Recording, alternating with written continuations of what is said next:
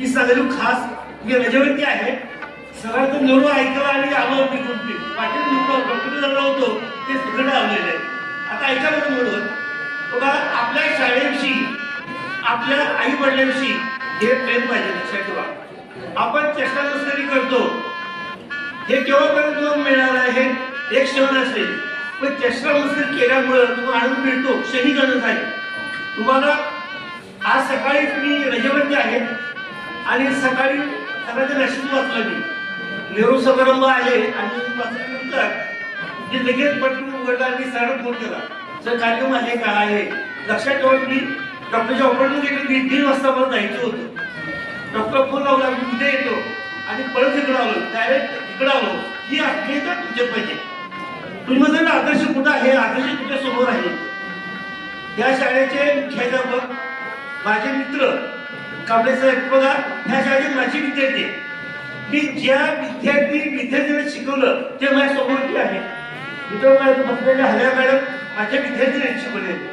इथं तगडी सर माझे विद्यार्थी, कोळी सर ह्या संस्थेचे विद्यार्थी, देशाचे विद्यार्थी, जोशी सर हे विद्यार्थी, बाळी मॅडम हे माझे विद्यार्थी आहेत. माझे पाटील बसले कोटी सर हे सुद्धा माझे विद्यार्थी आहेत. बघा एवढे सर्व माझे विद्यार्थी आता सध्या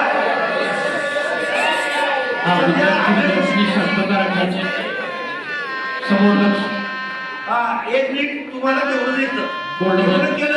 मी तुम्हाला उद्देश काय आहे लक्षात ठेवा, माझे एवढे विद्यार्थ्यांसोबत मी येत आहे, हा आनंद वेगळा आहे. आदर्श हाच घ्या. हे सगळे आदर्श शिक्षण विद्यार्थी आहेत. लक्षात आपल्याला फक्त आवाज काढलं मी गेले वर्षभर बघतो, पण हे चालणार नाही. यापुढे जर आपण असं केलं तर गैरप्रकार आपण केलं त्याला सांगती तुम्हाला कोणी देणार नाहीये.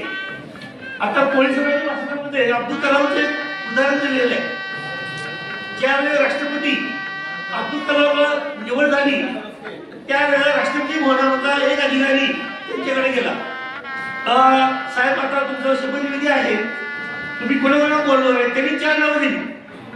पहिला म्हणजे 4 नावाची घ्या, 1 2 3 4 नावं दिली. आणि 4 पहिला तुझे म्हणजे कोण आहे ते म्हणजे प्राथमिक शाळेत शिकणारे शिक्षक आहेत, ते म्हणजे गुरु पहिला घेतले. दुसरं माध्यमिक शाळेमध्ये शिक्षक घेतले. तिसरं ज्यावेळेला अन्नदान, जेव्हा गरीब परिस्थितीमध्ये अब्दुल कलाम होते ते पुजारी होते, त्याला अन्नदान करणं होते, त्याचं नाव 3 नंबरला घेतलं. आणि 4 नंबरला त्याचे मोठे बंधू होते त्याचं नाव घेतलं.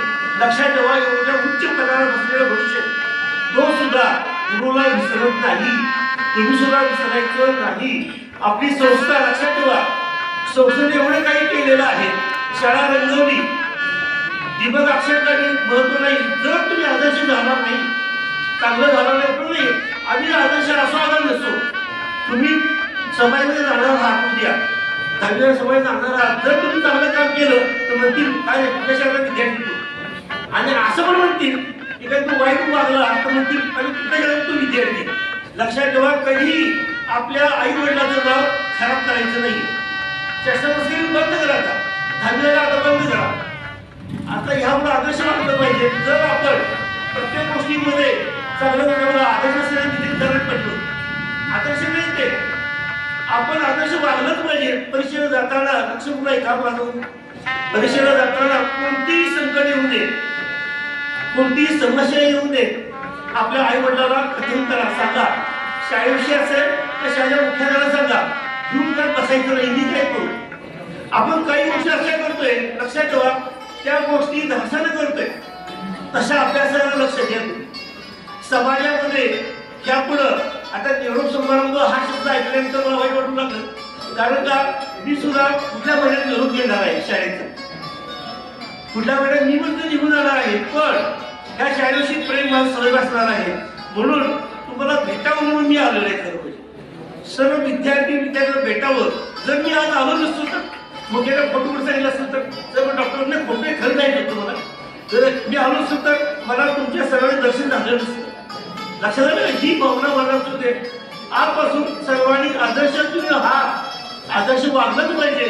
आणि आदर्श वागल्यामुळे तुमच्या जीवनामध्ये भावी जीवनामध्ये चांगल्या गोष्टी घडवून ही संधी व्यक्त करतो. थांबतो. धन्यवाद.